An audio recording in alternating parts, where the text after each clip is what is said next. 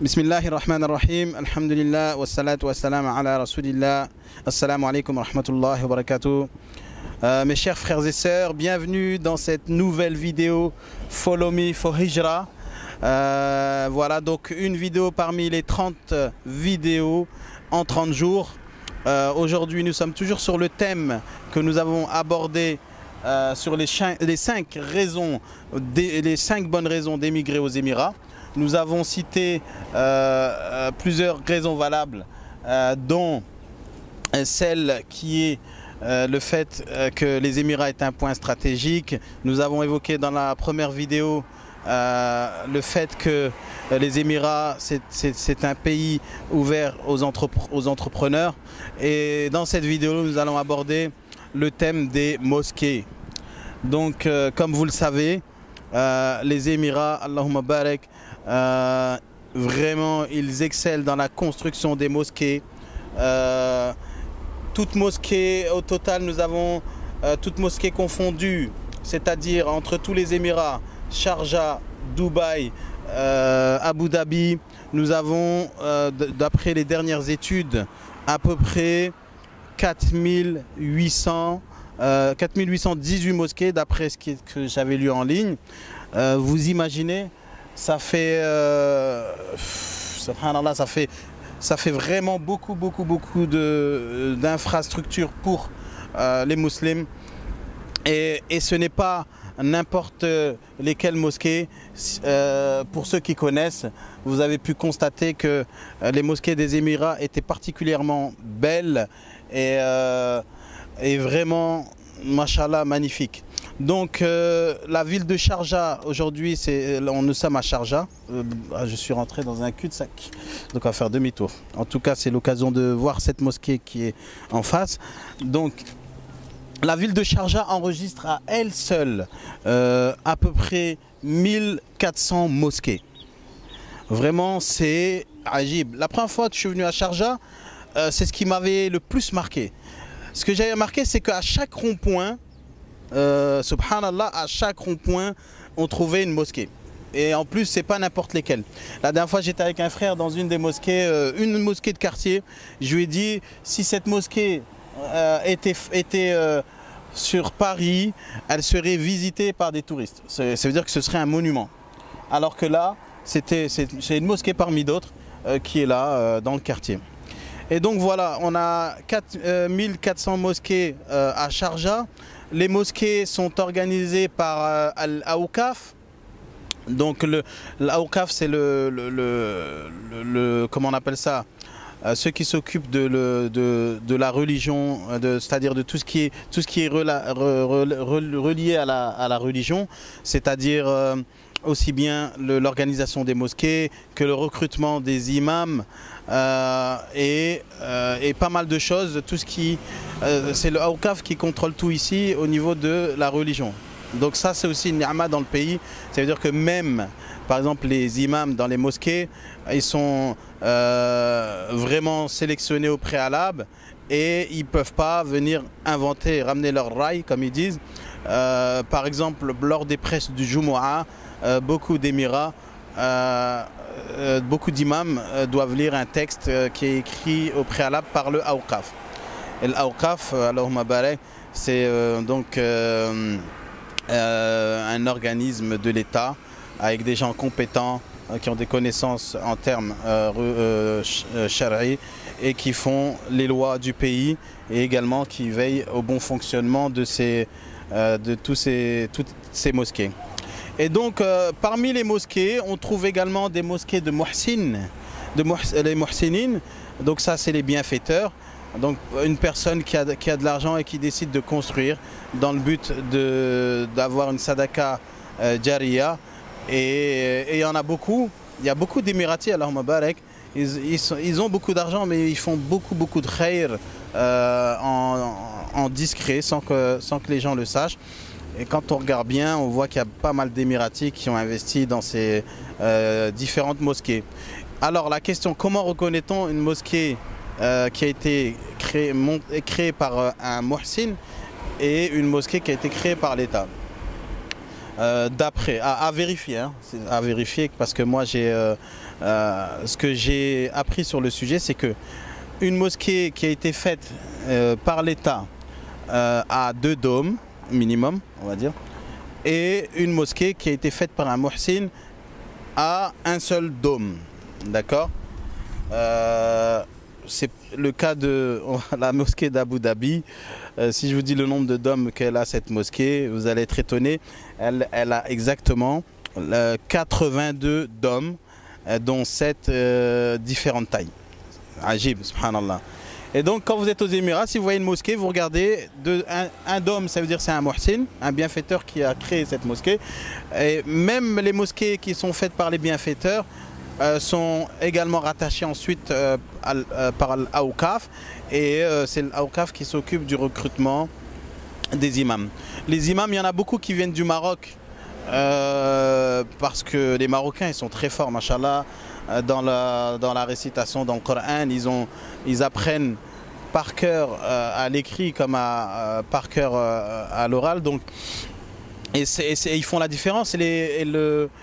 Donc l'Awqaf il se déplace même dans les pays pour recruter les Marocains là-bas. J'ai eu l'occasion de m'entretenir avec un imam qui m'a expliqué, il m'a dit ils sont venus au Maroc, ils ont fait une compétition, j'ai été sélectionné, et suite à cela j'ai eu le droit de venir m'installer aux Émirats. Et en plus, quand ils viennent, les imams, s'installer ici, on leur donne une soukna, donc l'habitation qui est adossée à la mosquée, et on leur donne c'est-à-dire une soukna et la mosquée qui est à eux. Donc auparavant, dans les mosquées, il y avait des muazzins, donc les gens qui faisaient l'adhan. Ensuite, petit à petit, le système a changé. Maintenant, on a supprimé les muazzins et c'est les imams qui font eux-mêmes l'adhan. D'accord. Du coup, c'est un peu moins coûteux pour l'État, parce qu'avant, il y avait aussi une soukna pour les muazzins. D'accord. Et alors qu'aujourd'hui, il n'y a que l'imam qui vit dans la mosquée. Voilà. Les salaires des imams varient, certains touchent jusqu'à 6 000 dirhams, voire plus, c'est ceux qui sont recrutés dans leur pays, alors que certains imams qui font le test ici, par exemple toutes les mosquées de Sharjah, de Ajman sont gérées par le Awqaf de Abu Dhabi, donc c'est Abu Dhabi qui se charge de sélectionner les imams. Et quand la sélection a été faite dans le pays, les imams ont un salaire plus bas que si on a été les prendre dans leur pays et tout ça. Et alhamdulillah, donc toutes ces mosquées qui sont gérées par l'État, on s'y sent bien également aussi. Et on ne trouve pas beaucoup de pratiques comme on peut en trouver en Afrique, c'est-à-dire des bid'a. On ne voit pas trop de bid'a dans ces mosquées. Les gens ont une pratique très simple de l'islam, même les gens de la masse. Donc ils viennent, ils prient et ensuite ils font leur prière, leur nawafil, et ensuite voilà. Bon, ça c'est par rapport aux pratiques dans les mosquées, c'est ni'ma. Et la particularité des mosquées, c'est qu'elles sont très propres. Et le plus étonnant, c'est qu'on ne voit jamais les gens qui nettoient. C'est-à-dire, je ne sais pas comment ça s'est organisé. Peut-être que ça se fait le soir, ou je ne sais pas, mais il y a une organisation vraiment très pointilleuse par rapport aux mosquées. Et je me rappelle en Égypte, quand j'étais en Égypte, subhanallah, les mosquées, elles n'étaient pas forcément entretenues. Parfois ça sentait les pieds, alors musta'an. Et ici dans ces mosquées, bien qu'il y a des gens de différentes cultures, il y a des gens qui sont propres, d'autres moins propres, mais en tout cas dans les mosquées on ressent pas ça, on sent que les mosquées sont propres, vraiment propres, neuves, et surtout elles sont sans cesse en construction. C'est-à-dire que par exemple, sur Dubaï, entre 2008 et 2013, il y a eu à peu près 360 mosquées qui ont été construites, Allahumma barak, par l'État. Et ils ont enregistré un pourcentage d'au moins 5%, de 5% de mosquées en plus dans tous les Émirats. Non, seulement sur Dubaï, pardon. Donc vous imaginez 360 mosquées qui ont été construites en 5 ans, c'est l'équivalent d'à peu près 70 mosquées par an. Agib. Vous voyez, vous imaginez les projets de construction de mosquées dans les autres pays. On a des mosquées qui prennent 2-3 ans pour qu'elles soient finies, par manque de budget, tout ça. Et bien aux Émirats, on construit 70 mosquées par an. Enfin, on a construit à un moment donné 70 mosquées par an et seulement dans une ville. Alors imaginez-vous dans tous les Émirats. Et voilà, ça c'est la ni'ma du pays. Ça veut dire que là, pendant même que je vous parle, je vous donne un exemple. La ni'ma dans tout ça, c'est que vous ne pouvez pas rater les heures de prière. Ça veut dire que celui vraiment qui rate la prière à la mosquée, c'est que vraiment il s'est retrouvé dans un coin reculé, vraiment reculé, où il s'est trouvé en plein cœur de Dubaï, parce que malheureusement, en plein cœur de Dubaï, du côté de Business Bay, ce sont des endroits pour les entreprises, donc c'est beaucoup de bureaux. Malheureusement, on ne trouve pas beaucoup de mosquées là-bas, et ça, c'est quand même dommage. Donc voilà. Mais les villes de Sharjah, Ajman et les autres villes ont vraiment beaucoup de mosquées, et c'est une ni'ma. Donc vous pouvez faire un test, vous montez en voiture, vous vous baladez dans Dubaï, dans Sharjah, et lorsque retentit l'heure de la prière, vous verrez que au bout de 5 minutes, vous aurez une mosquée proche de vous dans laquelle vous pourrez prier. Ensuite, les mosquées, c'est pas que. Autour de ça, on a également des moussallas. Donc ça, c'est juste des salles de prière qui n'ont pas le statut de mosquée, mais des moussallas, ça veut dire que dans quasi tous les malls, les centres commerciaux, les endroits publics, on a toujours une moussalla. On a toujours une moussalla, c'est le minimum qu'on puisse trouver partout. Ensuite, également, on a par exemple dans les pompes à essence, les péages. Quand je dis les péages, c'est les pompes à essence parce que c'est celles qu'on retrouve sur les bords de route, sur les autoroutes. On a toujours soit une mosquée, soit au minimum une salle de prière. C'est-à-dire que vous n'avez aucun moyen de rater la prière si ce n'est par, je ne sais pas, quelqu'un qui aurait oublié ou qui volontairement n'est pas parti à la mosquée. Aux Émirats, c'est quasiment vraiment pas possible. Tout est fait pour que vous puissiez accomplir votre prière à tout moment. Voilà. Également dans les grands bureaux, les immeubles, là où on a les travailleurs, quand vous êtes employé d'une grande société, vous savez d'ores et déjà que vous aurez une salle de prière.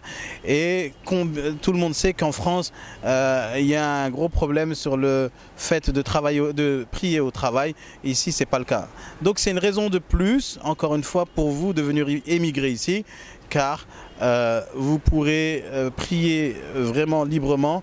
Vous pouvez faire vos 5 prières par jour, surtout à l'heure, et sortir de l'engrenage de la France où on se retrouve parfois, on s'est retrouvé à une époque, et il y en a qui sont toujours dans ça, qui ne font pas leur prière à l'heure, Allah musta'an, et qui, arrivés chez eux, rattrapent toutes les prières, et on sait comment, ce que ça implique dans le fait, dans le khushu', dans la concentration dans la prière, et le fait d'essayer de parfaire sa prière.